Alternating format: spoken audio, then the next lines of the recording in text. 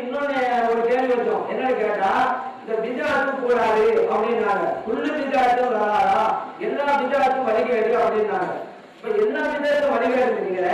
நீங்க அதனாலதான் சும்மாவே 2 பாகம் சொல்றது இல்லை. ஏன்னா உஸ்மான் காலத்துலதான் ஒரு பாக அதிகரிக்கப்பட்டது. இது புகாரிலே இருக்கிறது. உஸ்மான் ஒரு பாகம் ஏற்படுத்தினாங்க. அது இன்னைக்கு வஹாபிகள்னா இன்னொரு பாகம் சொல்றது இல்லை. சலாசல காலத்துல ஒரு பாகம் தான் சொல்லுவோம், இந்த பாகம் சொல்ல மாட்டோங்கிறாங்க. ஏன்னு கேட்டாக்க பிதாத்துங்கிறாங்க.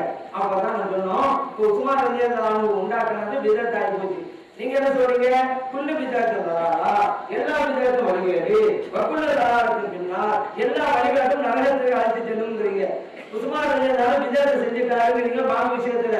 அப்போ இந்த ஹதீஸ் பிரகாரம் உஸ்மான் ரலியல்லாஹு நரகத்துக்கு செல்லப்படுவார்களா அப்படிங்கிற கேள்வி நாங்க வச்சோம்.